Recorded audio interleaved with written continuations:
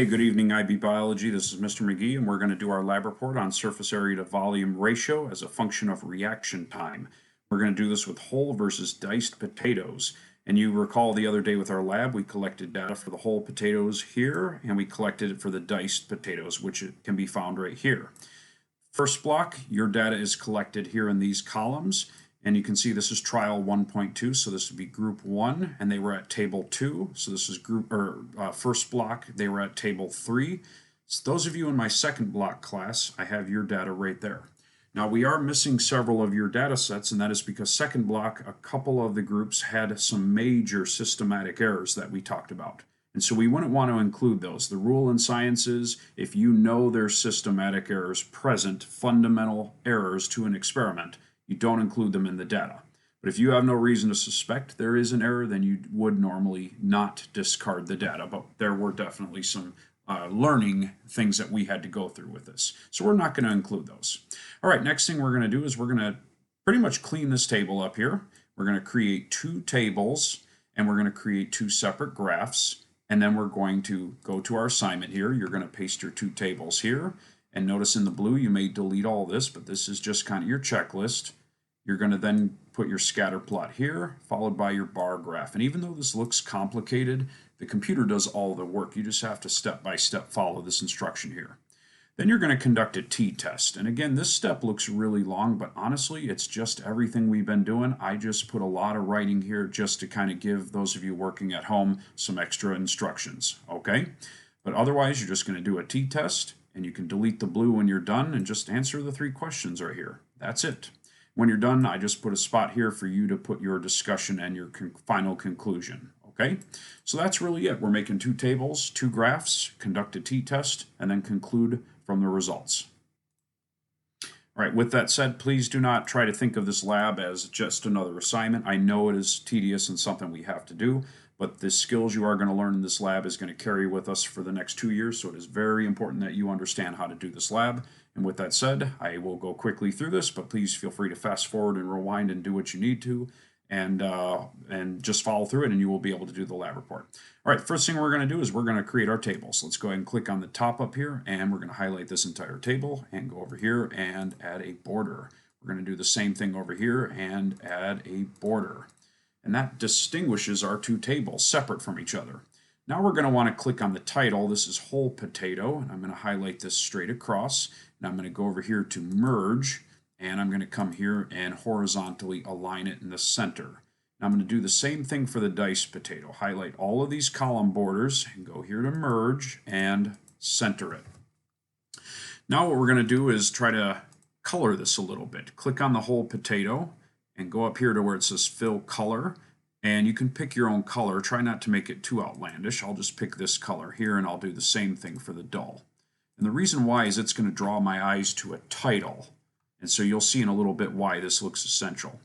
All right, next thing, we're going to look at the data here. We have our independent variable here, which means this is our heading, followed by our dependent variable, and that means this is the heading right here. So we're going to do this one more time. Highlight just the rate of the reaction all the way across, and we're going to merge those columns and center it together. Just that one right there on those rows, I should say. And we'll do the same thing down here, merge, just that, and center it like that, okay? And let's go ahead and drag this across there like here, and we're going to add some darker shading to these. And this is going to draw our eyes to the heading for our axes and our independent and dependent variables. Let's go ahead and highlight these 2 here. Just go ahead and pick a color. I prefer gray color. And again, you can pick different colors if you want, just make sure it's somewhat presentable. Now take a look at this and just kind of pause this for a minute if you need, but make sure you can see how your eyes are drawn to this. Does this make more sense to you? We have the whole potato that includes all of this in this entire table. We have this here, which is the independent variable, and then we have all of this, which is our dependent variable in an experiment. Basically, this is our x-axis of our graph, and this is our y-axis, okay? So we're going to need to do just a few more things here. First of all, this is kind of petty, but do you notice this extra cell right there? I want to get rid of that. So just bring it down to the time. We'll just include it with the time. And once again, we'll merge it. But this time, we're going to go over here to where it says vertically align, and we'll click middle right there. And we'll do the same for this one down here. We'll merge it, and then we'll go to middle, so it puts it in the middle there. Okay? So the next thing we need to do is, we're looking at the data, we need to process this. And we have all these trials, and that means we always have to calculate an average, the mean. But not only do we want the average, we want to know how spread the data is, and that's why we need a standard deviation. You can just abbreviate as SD, the standard deviation. We're going to do the same thing down here, the mean and the standard deviation. Always calculate those when you have a bunch of trials. That means we're also going to need to put boxes around here, so let's go ahead and continue this on. Drag and highlight these columns. Let's add a border to these. Drag and highlight, and let's add a border. And let's go ahead and merge the top cells here just so that they look kind of nice there. And we'll drag these ones, merge them together. And these ones here we don't need to merge, we're just going to color it like this. Okay? And I'll go ahead and do this really quickly for this one. Merge. Whoops. I'm going to hit Control Z will take me back if I make an error. Merge those, and then these two I don't need to merge, I just need to color here. All right. So all I did there was extend my borders a little bit. So once again, we've got our entire table here for the whole potato. We have our independent variable here, which is our x-axis of our graph. And we have our dependent variable, which is all of this, and that includes now our mean and our standard deviation. That is how we do this here, okay? Now what we need to do is we need to calculate the mean. And in order to do this, you need to type in an equation. Equals average, okay? Now that we typed in equals average, you just click right there, and the computer wants to know what numbers are we putting in there. And so all we have to do is highlight the raw data for all of your trials. And when you do that, go ahead and click enter. Now the computer thinks it's picked up on my pattern, so I can go ahead and click autofill here, but you still need to go through and look over here at the functions tab. This is the equation, and does this row right here correspond to B5 through J5? And if I highlight, it looks like it is correct. So go through each one of these here and double check and make sure that the equation matches up, because you are responsible for making sure these calculate correctly, but for the most part it's good. But there's another way to do this too. Equals average, and I'll just hit the average here and highlight just my raw data. Hit enter, and I'm going to ignore the autofill. I'll show you another trick. Because this is an equation right there, and you can see it's saying it's going to calculate the average of B13 through J13. Every time I go down another row, it's going to subsequently average it. So I can click on this equation here and copy this equation, and I can actually put it in any other row, and I can paste this equation like this. And once again, make sure you check it, but it should automatically calculate the mean for all of those. The standard deviation is the exact same thing. You hit equals STDEV for standard deviation, and you click on it, and you're going to highlight your raw data. Make sure you do not highlight the mean, as that is not part of the data set. Go ahead and hit enter, and we can autofill it, but make sure again that the equation properly calculates. And we can do the same down here, but you can also copy this cell, and you can skip all this and just paste it in there too. And look how easy that is. Once you get the hang of this, it's really easy. Now we are going to, of course, want to highlight these and come over here and round it. This is our rounding option. We're going to round these down to a whole number, and we'll add one extra decimal place here of precision. Okay, let's do it for the bottom one here. We'll round it to 1 sig fig because that is our lowest value, and we'll go ahead and round it up 1 extra decimal point for precision. Whoops. All right. So there we go. We got a beautiful table, and honestly the only last thing I would change here is I would highlight all of this, and this is kind of my personal preference. I would center it all. I think it just looks nicer if you horizontally align it. And we're only going to do one more thing. I wanted to show you how to resize the columns. Now you can click right here between the cells, and you can drag and make columns bigger or smaller. I personally think the independent variable of time here is sized right. So what we're going to do is we're going to try to shrink some of these ones. What I want you to do is click on cell B right at the top and highlight it all the way across to L. By doing that, it's going to resize all of these columns. If I go here and click on this little down arrow and I go to resize column B like that. Now it's already at 100, so let's go ahead and resize it to, let's try 60. And I like it. I think it looks really good. Make sure nothing is crunched, everything fits appropriately in there, and I would say that's a relatively decent resizing. And so we are good to go. Now let's go ahead and copy our tables and paste it into our Word program. So I'm going to go ahead and click and highlight the tables here like this, and I'm going to go ahead and click copy. And I'm going to come here and to paste our tables. You can delete this when you are ready to go. And you can do this one of two ways. I can paste my tables right now like this, but there's a problem. And do you notice it somewhat distorts things, especially with our font? And the way to fix this is you can highlight these here and you can just play with the font and resize it to make sure it fits appropriately. And again, I will leave that to your discretion if that is something you want to do. But another option, if you have a paint program, is you can, you can get a little snipping tool. I have Microsoft Word, so I have the snipping tool here. I'll click New, and I'm going to come over here and I'm going to snip out a picture of this. And so it's not perfect, but like I said, this is just kind of one of those things where there's multiple ways to cut and paste it, and it's kind of annoying. It's not easy, but it is what it is. So make sure it's presentable, and that is the extent of your responsibility, okay? All right, now that we have our two tables, let's go ahead and make our graph. So to make our graph, what we're going to want is to know our x and y axis. We have our x-axis right here, which is the time. And we have our y-axis here, which is the rate of the reaction, but we don't want all the trials. So really, our y-axis is actually just the mean. And the problem is the computer doesn't know what the mean is, and so to make our graph, we actually have to make it elsewhere. And so please bear with me with this. It is kind of annoying, but we're going to go ahead and copy these numbers and use these elsewhere to make our graph.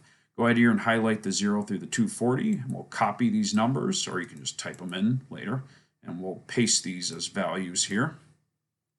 Then we're going to come over here to the mean, and we're going to copy just the mean. Copy it, and make sure you paste this as a value, because if you don't, it'll try to paste the equation. So just paste it as a value. So we just pasted the time and the mean of our dependent variable, and now we need to do the mean of the next one too. Okay, and go ahead and paste this as a value. You do not need to copy the time because we already have the time and they both line up together and perfect. And so we're just going to use these numbers down here. You don't have to resize or decimal place these at all because this is just kind of your worksheet here. You don't really need to worry about it.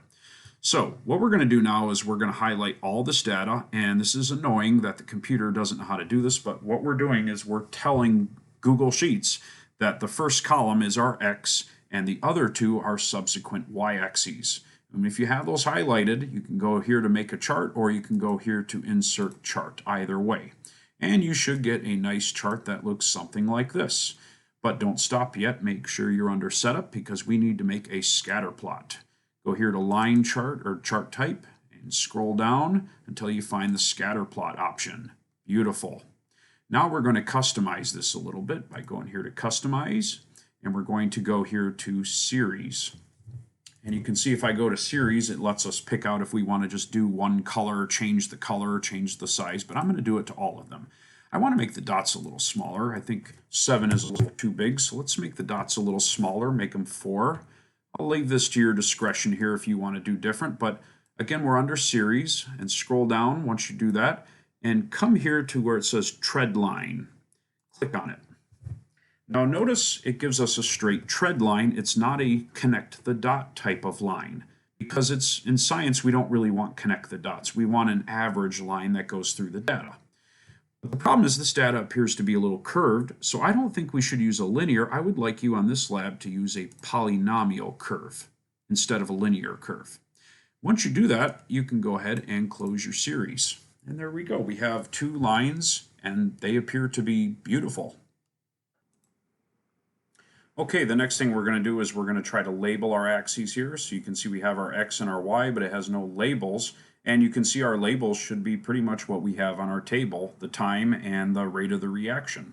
So I'm going to go over here to chart and axis titles, and we're going to click on the first horizontal axis. And you can pretty much come in here and enter time, parentheses and put plus, plus slash minus, and we said 5 seconds, okay? Because some people, when they stared at their beaker or their graduated cylinder, they had trouble reading it, so I think that's an appropriate size here. You can bold this or do whatever you guys want to, or change the font size. I'm going to go ahead and blow this up maybe just a little bit.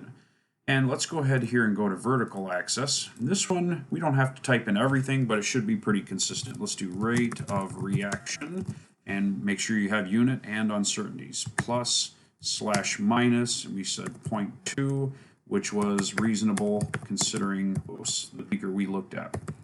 And that's in milliliters. Okay, go ahead and hit enter, and we're going to increase the font size. Kind of a more personal preference at this point. And that is beautiful. I will leave it to you if you want to do anything else with this. Maybe stretch this down a little more and get it to fit or something like that. Sometimes you can play around with these numbers. Google Sheets can be kind of a nightmare in that.